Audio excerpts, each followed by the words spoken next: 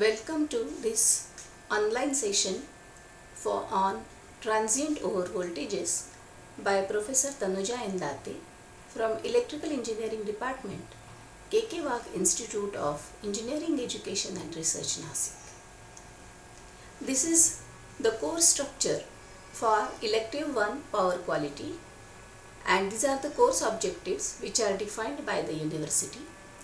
The topic which we are covering today is part of Unit 3 from this syllabus. For this lecture, we have the objectives to define transients, identify various sources of transients, learn the effects of transient voltages, and also understand the transient suppression devices and mitigation techniques which are available. Now, what are transients?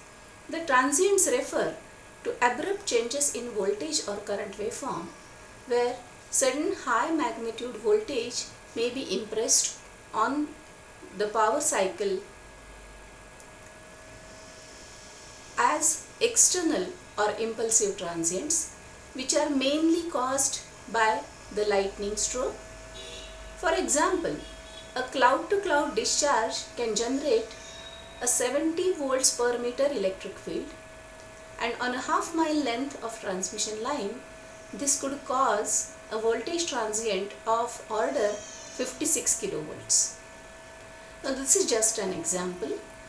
As lightning is the main cause of impulsive transients, which are unipolar in nature, can have positive or negative polarity depending on their location on the waveform. The other causes could be switching of facility loads, opening and closing of disconnectors on energized lines, reclosure operations and tap changing on transformers. The other type of transient is internal type, which is typically oscillatory transient. Now, this is because of device switching, static discharge and arcing. It could be mainly because of capacitor switching operations which are very commonly available. It could be because of transformer energizing or cycling motors in ACs and elevators. The other key sources of transient voltages are listed here. They could be power electronic components, electrostatic discharges, typical equipment like copier and printing machines, or loads like welding loads, furnaces, ovens, induction heaters, etc. It could be motor load startup and turn off, or it could be faulty grounding connections and faults in circuit breakers. The sources of these transients, which we have described as impulsive transients, the measurement of these transients can be done by using various parameters. For impulsive transients, magnitude, polarity, its location, duration, rise and decay time, frequency of occurrence and energy content are various attributes which can be used for measurement of impulsive transients. The impulsive transient typically looks like this. Here, high magnitude of voltage is seen, which is not observed elsewhere on, because this is only for very short duration. As per IEEE 1159, the classification of impulsive transients can be in three ranges as per the time durations for which they exist. They could be nanosecond transients, they could be microsecond transients, or they could be lasting for milliseconds. Typically, their durations are ranging less than 50 nanosecond, between 50 nanosecond and 1 millisecond, or it could be greater than 1 millisecond. On a power frequency cycle, we understand that these durations are very small, and so this high magnitude voltage will be available only for such short durations. Now, since we said the attribute of measurement of impulsive transient, typically main important is rise time. This is one, rise and decay time. But among rise and decay time, rise times are usually very short. So suddenly high voltage is impressed in very short duration, and this can cause very high rate of change of voltage occurring, which will be reaching on equipment terminals. Now since these rise times are important, as compared to rise time the decay times are larger, and there the voltage is reducing, and so more important is rise time. So it is taken for classification of impulsive transients. Similar to impulsive transients, oscillatory transients also can be described by attributes like duration, placement on main waveform, that means the location, frequency, which is the internal high frequency at which these oscillations are taking place, amplitude, which is typically the peak amplitude of the first cycle, and energy content. Energy content in both these cases is calculated as for the duration for which this high voltage is available. If you try calculating the area of voltage of this waveform, then we can get the energy content. How much energy will be dissipated across any equipment as extra energy through these transients is the concept. The oscillatory transients are also classified as per IEEE 1159 as the frequency variation. So they could be low frequency, medium frequency or high frequency oscillatory transients, typically in the range of less than 5 kHz, 5 to 500 kHz or 0.5 to 5 MHz range.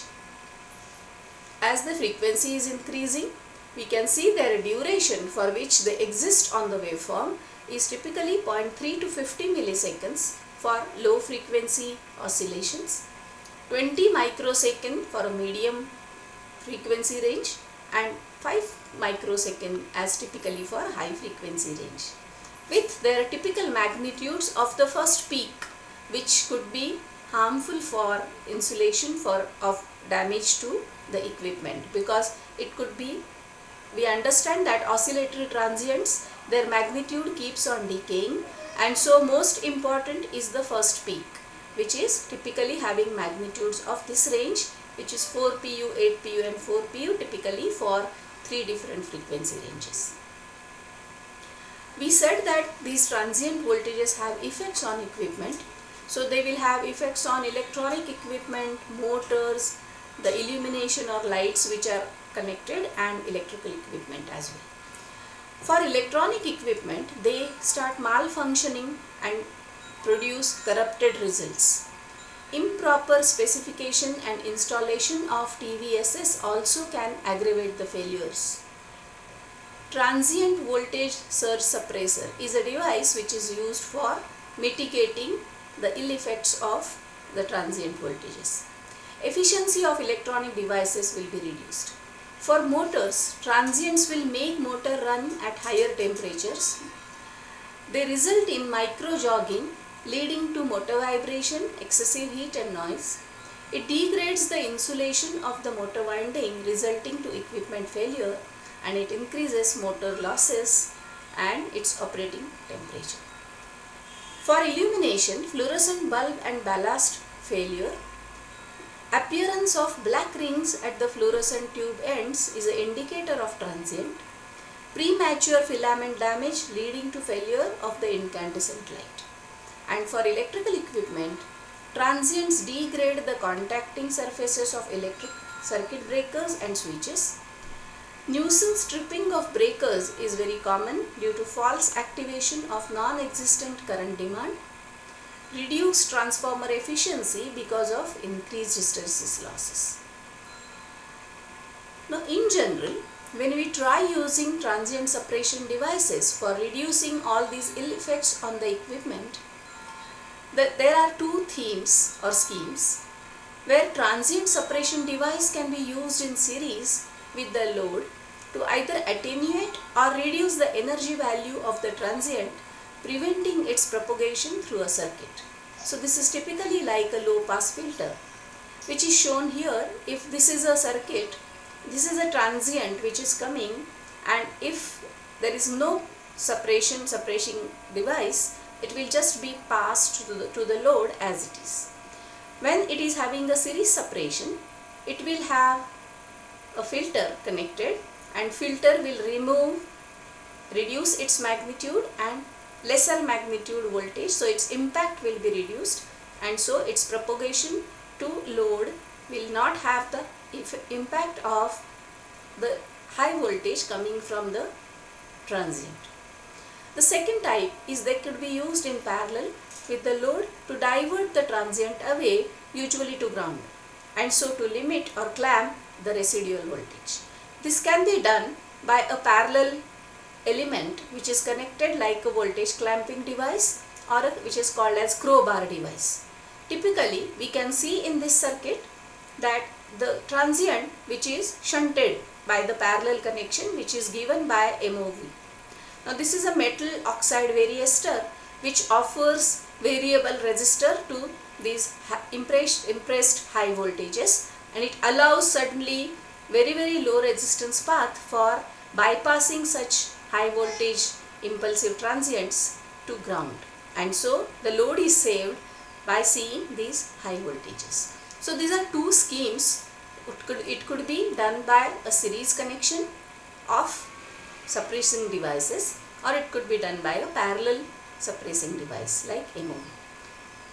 So these circuits explain the basic principle on which these suppressions are done. Now the various devices which are practically used for protection as a protection from transient surges are chokes. Now we understand that the chokes are used to dampen the oscillatory transient. The chokes are available as a standard feature on several adjustable speed drives as practically installed already. Surge protection devices, which are typically called as SPDs, they are used for arresting over voltages, and this modern SPD technology is capable of suppression of not just impulsive transients but even other related independent high voltage conditions. Then the third choice is UPS and SPDs combined with UPS and SPDs. So they have emerged as most effective method of protection against power disturbances, which is a combination, especially for oscillatory transients. But lately the zero crossing switch or choke are more effective in protection of equipment with advanced but sensitive electronics in their controls. This is observed. And zero crossing switch is also largely used to solve issues which are caused due to transients from capacitor switching. So they are also mainly for oscillatory transients. A zero crossing switch monitors the sine wave and ensures that capacitor switching occurs closer to the sine wave's zero crossing time, and so it can safeguard the equipment connected next to it from the surges which may be occurring because of capacitor switching. Now these are mainly three functions which are given by surge protection devices. The fundamental function of surge protection device is to detect an overvoltage, and if it can do it in a fraction of a cycle, it is considered as more advantageous, and divert it in order to protect other equipment on the system. So this is the first fundamental function. Limiting the damage of electrical and electronic equipment caused by transients that exceed the intended operational characteristics of the equipment. So it tries to save the damage done to the electrical and electronic equipment because of these transients. Naturally, it offers to extend the life of equipment because it will be saved from various stresses which are coming because of transients, and so it gives extension of the equipment life and removing transient events before they can affect the power quality of electrical system in other areas of the plant. So if they are bypassed, then they will not be able to impress those higher voltages on rest of the equipment which is connected in other areas of the plant. So these are four main functions of any surge protection device, which in short is shown in this diagram. These are diagram or symbols of various surge protection devices which are used at various different applications as per the requirement. They could be semiconductor type or they could be electrical type. They could be in the form of choke or they could be in the form of arresters. So surge protection devices, they have these functions: detect the overvoltage as quickly as possible, remove the transient, limit the damage to the equipment, and extend life of the electrical and electronic equipment. These are the various functions given by surge protection devices. Now these are some global standards for surge protection. Now we can see that this is just for reference. In case we have to understand some of the standard procedures or limiting values, we can refer to these standards. These are BS standards and these are IEEE standards which are given.